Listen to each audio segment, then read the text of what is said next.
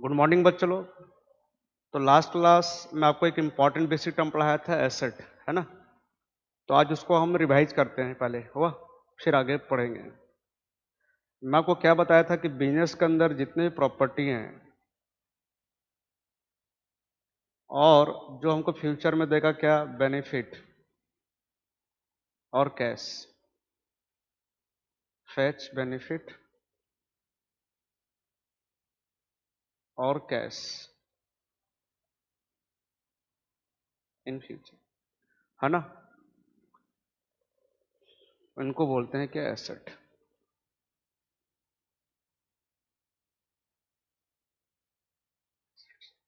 Assets हो गया। Example क्या क्या आ जाएगा, land, building, furniture, machine, goodwill, investment, मतलब इस लॉन्ग पीरियड के लिए इन्वेस्ट किए हैं, investment, cash, bank, stock, debtor, bills receivable etcetera, है ना। तो बिजनेस के अंदर जो प्रॉपर्टी है उनको हम क्या बोलते हैं, एसेट्स बोलते हैं। अब एसेट्स को हम कितने पार्ट में डिवाइड किए थे बच्चों लोग, 3। Non current assets, current assets और फिक्टिशियस एसेट्स, है ना। हमको मेनली पढ़ना था क्या, नॉन करंट एसेट और करंट एसेट्स, नहीं क्या।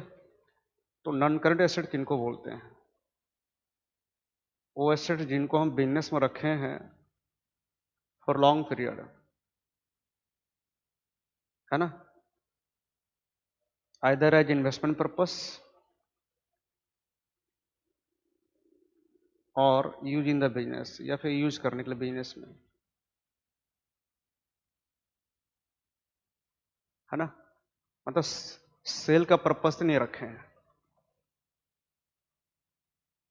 जैसे आपका हो गया land, building, furniture, machine, goodwill और इन्वेस्टमेंट, या इसको बोल देंगे long term investment.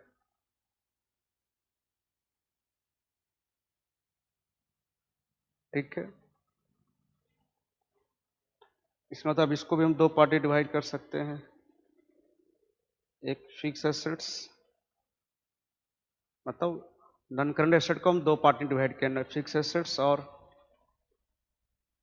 Long term investment, है ना। फिक्स एसेट मतलब वो एसेट जिनको हम बिजनेस में रखे हैं लॉन्ग पीरियड के लिए for use in the business, और जिनको हम सेल करने का पर्पज से नहीं रखे हैं, मतलब सेल करने का पर्पज से नहीं खरीदे हैं, है ना।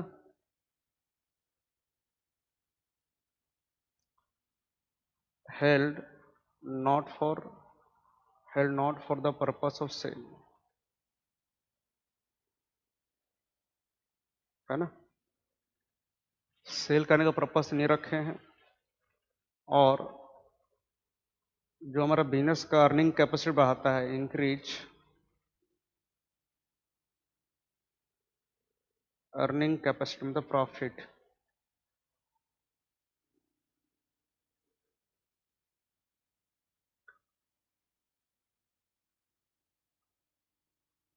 ठीक है। लैंड, बिल्डिंग, मैं बार बार आपको एग्जांपल लिखना होता है कि आपको याद रह जाए, फर्नीचर, मशीन, गुडविल, है ना। फिर गुडविल को देखो, हम ये एक ऐसा एसेट है जिसको ना छू सकते हैं ना देख सकते हैं हम, है ना। और इनको हम छू सकते हैं और देख सकते हैं, लैंड, बिल्डिंग, फर्नीचर, मशीन को। तो अब हम फिक्स एसेट को दो पार्ट में डिवाइड कर दिए हैं। क्या? टैंजिबल फिक्स एसेट्स और intangible fix assets.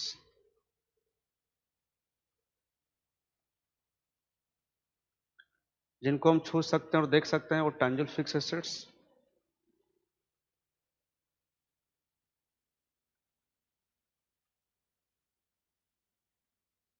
Have physical existence.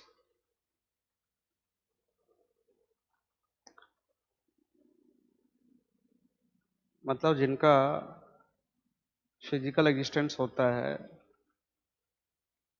मतलब जिनको हम छू सकते हैं और देख सकते हैं, उसको बोलते हैं क्या? Tangible fix assets. और जिनको ना छू सकते हैं ना देख सकते हैं उनको बोलते हैं क्या? Intangible fix assets, have no physical existence.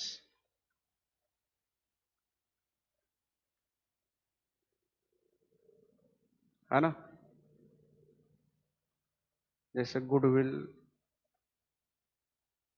Patent, copyright, trademark etcetera.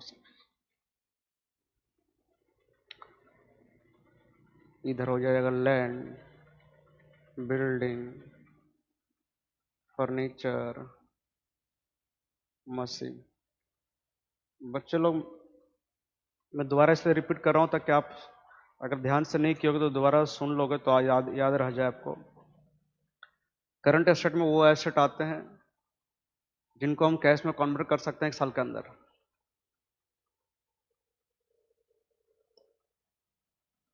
Can be converted into cash with in 1 year. है ना? मतलब मान लो हमारा करंट ईयर यहां खत्म हुआ, करंट ईयर यहां एंड हो गया, तो जैसे स्टॉक, डेटर, बिल्स, रिसीवेबल्स, अगर इनसे हम पैसा यहाँ रिलाइज कर लेते हैं विद इन 1 ईयर तो वो हो जाएगा हमारा करंट एसेट। है ना? तो आप इतना खाली याद रखो, वो सारे एसेट जिसको हम कैश में कन्वर्ट कर सकते हैं 1 साल के अंदर उसको क्या बोलते हैं? Current asset. क्या क्या एग्जाम्पल था बताओ उसमें? Cash, bank,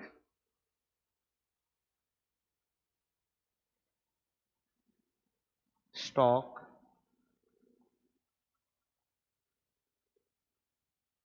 debtor, bills receivable, ये सब लिखाया था मैं आपको। है ना? वो एसेट जिनको हम कन्वर्ट कर सकते हैं कैश में 1 साल के अंदर, है ना, दो assets which can be converted into cash with in 1 year, उनको बोलते हैं करंट एसेट। और फिक्टिशियस एसेट में आपको बताया था जो ना हमको फ्यूचर में क्या बेनिफिट देगा और ना ही कोई कैश देगा, उसको बोलते हैं फिक्टिशियस एसेट। और ये सब बिजनेस में लॉस होता है। क्या होता है? लॉस होता है एक तरह से। ठीक है? तो आज का हम टॉपिक में ये दो पढ़ने वाले हैं, डेटर क्या है और बिल्स रिसीवेबल क्या है बच्चों लोग। है ना?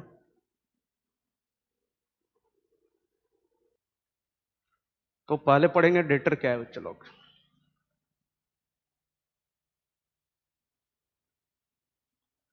ये हमारा बिजनेस हो गया, दुकान।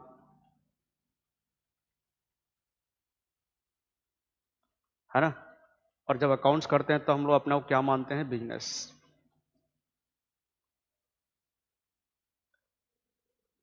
तो हम क्या क्या बच्चों लोग, अब जैसे मान लो कि हम मान लो लेट कि हम लोग का कपड़ा का दुकान है, तो हमारा काम क्या है? कपड़ा खरीदना और कपड़ा बेचना। तो कपड़ा हमारे लिए क्या हो गया? गुड्स।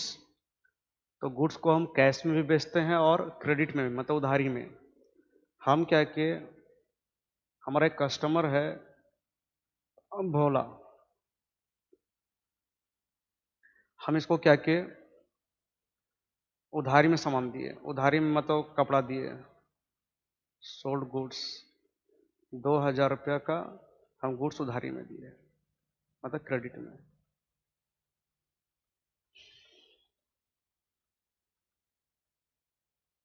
तो भोला गुड्स लेके चला गया, पैसा हमको दिया क्या? बोलो। तो बाद में हम मतलब भोला से पैसा लेंगे कि छोड़ देंगे? छोड़ कैसे देंगे, नहीं क्या? तो बाद में भोला से हमको पैसा लेना है, तो भोला हमारा हो गया डेटर। वो चलो क्या हो गया, डेटर। बड़ा सिंपल सा मीनिंग है, ज़्यादा टाइम लगेगा भी नहीं इसमें, है ना। एक मतलब मीनिंग क्या निकल गया, एक ऐसा आदमी जिससे हमको पैसा लेना है उसको क्या बोलते हैं, डेटर। तो यहाँ पर हम गुड्स बेच रहे थे। अच्छा, कभी कभी हम मान लो कि हमारा हम गुड्स नहीं बेचते हैं, हम सर्विस देते हैं। मान लो हमारा रिपेयरिंग का दुकान है, हम गाड़ी रिपेयर करते हैं। तो एक कस्टमर गाड़ी रिपेयर कर दिए और वो बोला पैसा दूंगा बाद में, 2 महीना के बाद, है ना। तो वो कस्टमर हमारा क्या बन जाएगा, डेटर, क्योंकि हम सर्विस दे दिए उसको बट पैसा लेना बाकी है, तो वो हमारा बन जाएगा डेटर। अच्छा, मान लो कुछ और कस्टमर है जिनसे पैसा लेना है, तो ये सभी डेटर हो गए बिजनेस के लिए, मतलब हमारे लिए। अब सारे डेटर को मिला के ना बच्चों हम लोग बोलते हैं सन्ड्री डेटर्स। सन्ड्री डेटर्स या टोटल डेटर्स बोलते हैं, है ना।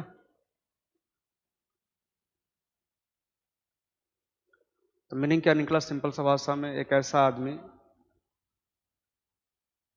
जिससे पैसा हमको लेना है उसको बोलते हैं डेटर। क्यों लेना है, क्योंकि हम इसको गुड्स बेचे हैं उधारी में।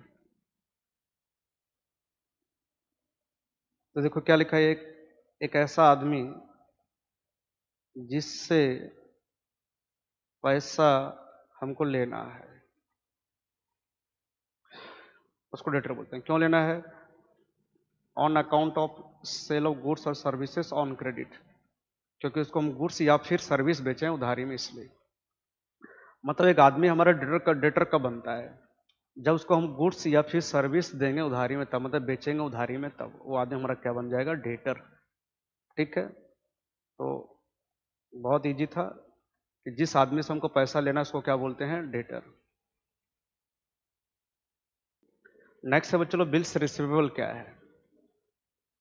है ना। तो ये भी हमारा करंट एसेट है, डेटर भी हमारा करंट एसेट में था, बिल्स रिसीवेबल भी करंट एसेट में है।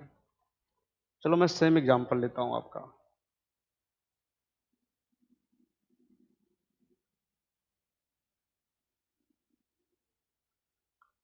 बताओ, हम गुड्स किसको बेचे हैं, भोला को।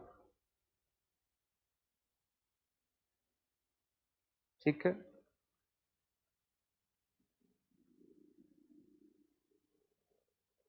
2,000 रुपये का, वो भी क्रेडिट में होता है, उधारी में, है ना।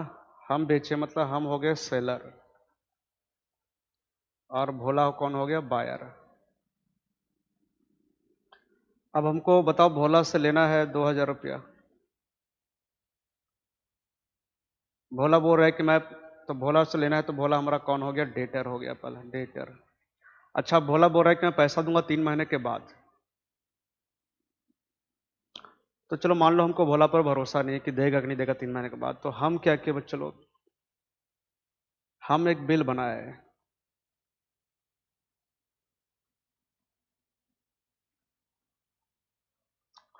और ये बिल को भेज दिए भोला के पास।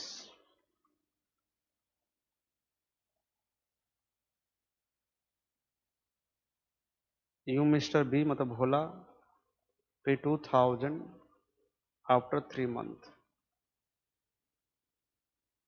ये बिल को कौन ड्रॉ किया है, बिजनेस मतलब हम।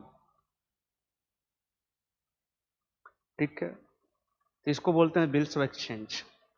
अब बिल्स ऑफ एक्सचेंज क्या है, ये मैं आपको बहुत डिटेल में पढ़ाने वाला हूँ 11th में ही। ठीक है ना, इसके नाम से पूरा एक चैप्टर है जो बहुत इंपॉर्टेंट है। ठीक है ना। तो बिल्स ऑफ एक्सचेंज क्या है, वहाँ हम समझेंगे डिटेल में।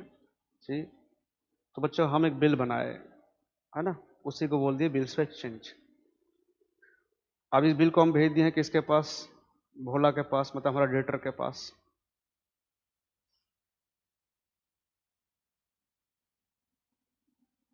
अब हमारा डेटर क्या क्या,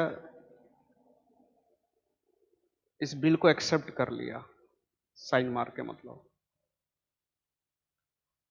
है ना, इस बिल को एक्सेप्ट कर लिया, मतलब इस बिल्स ऑफ एक्सचेंज को एक्सेप्ट कर लिया,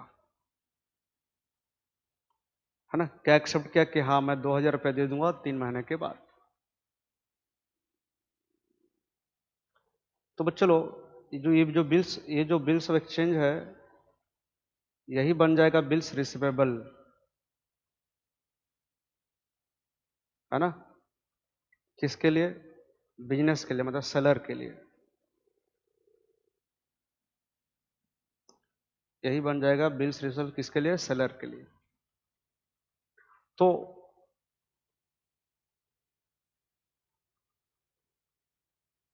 जब एक बिल्स ऑफ एक्सचेंज को हमारा डेटर एक्सेप्ट करता है ना, और जिसका अमाउंट हमको मिल जाएगा एक स्पेसिफाइड पीरियड के बाद, है ना, उस बिल्स ऑफ एक्सचेंज को हम क्या बोलते हैं? Bills receivable. लेकिन किसके लिए होगा? ये सेलर के लिए। और बायर के लिए ना ये हो जाएगा बिल्स पेबल, जो मैं आगे बताऊंगा आपको लाइबिलिटी पढ़ाने के बाद, होगा। ठीक है बच्चों लोग, अब भोला बोला पैसा दूंगा 3 महीने के बाद, अब हमको उस पर भरोसा नहीं था, तो हम क्या किए, उसके नाम से एक बिल बना दिए, है ना। हम एक बिल ड्रॉ कर दिए और भेज दिए किसके पास? भोला के पास। भोला क्या किया, उस बिल को एक्सेप्ट कर लिया साइन मार के, है ना। मतलब भोला बोला कि मैं इसका पैसा दे दूंगा 3 महीने के बाद, ठीक है ना। तो एक बिल्स ऑफ एक्सचेंज जिसको हमारा डेटर एक्सेप्ट किया है और जिसका पैसा हमको मिल जाएगा एक स्पेसिफाइड पीरियड के बाद, है ना, तो उसको बोलते हैं बिल्स रिसीवेबल। और ये बिल्स रिसीवेबल किसके लिए है? सेलर के लिए। देखो, बिल्स रिसीवेबल का मतलब क्या? It means A bills of exchange. तो चलो, मतलब bills of exchange he bills receivable होगा और बिल्स पेबल होगा, है ना। बिल्स रिसीवेबल किसके लिए होगा? ये बिल्स एक्सचेंज बिल्स रिसीवेबल किसके लिए होगा? सेलर के लिए। और बिल्स पेबल किसके लिए होगा? बायर के लिए, क्योंकि सेलर को इस बिल का पैसा मिलने वाला है और बायर इस बिल का पैसा पेमेंट करेगा। तो सेलर के लिए बिल्स एक्सचेंज क्या बनेगा? Bills receivable.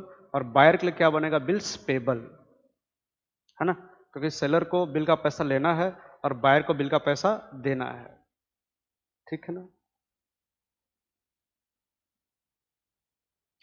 तो it means A bills exchange accepted by A debtor the amount of which will be received on a specified date।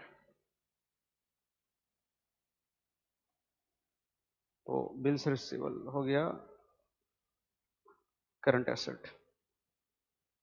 चलो हम ऐसा भी बोल सकते हैं, डेटर से पैसा लेना है, बिल्स रिसीवेबल का भी पैसा लेना है, और ये सब एसेट है, तो शॉर्टकट में हम ऐसा बोल सकते हैं ना कि लेना है तो एसेट, है ना, कि नहीं बोल सकते हैं शॉर्टकट में? ठीक है, कि लेना है तो एसेट। तो आपको याद रहा बच्चों लोग, डेटर और बिल्स रिसीवेबल कि एक ऐसा आदमी जिससे पैसा हमको लेना है उसको डेटर बोलते हैं। और देखो, डेटर ही बिल्स रिसीवेबल में कन्वर्ट होता है ना। जैसे भोला साइन मार दिया कि पैसा दूंगा 3 महीने के बाद, तो 3 महीने तक वो हमारा डेटर नहीं रहेगा, मतलब डेटर से वो किस में कन्वर्ट हो गया? बिल्स रिसीवेबल में, ठीक है ना। तो एक बिल्स ऑफ एक्सचेंज या एक बिल जिसको हमारा डेटर एक्सेप्ट कर लिया है और जिसका पैसा हमको मिलेगा एक स्पेसिफाइड पीरियड के बाद, उसको बोलते हैं बिल्स रिसीवेबल, है ना। लेकिन ये बिल्स रिसीवेबल किसके लिए है? सेलर के लिए, बिजनेस के लिए। फिर हम डेटर और बिल्स रिसीवेबल को जोड़ देंगे, सारे डेटर और बिल्स रिसीवेबल को जोड़ देंगे तो हमारा आ जाएगा ट्रेड रिसीवेबल। क्या आ जाएगा? Trade receivable.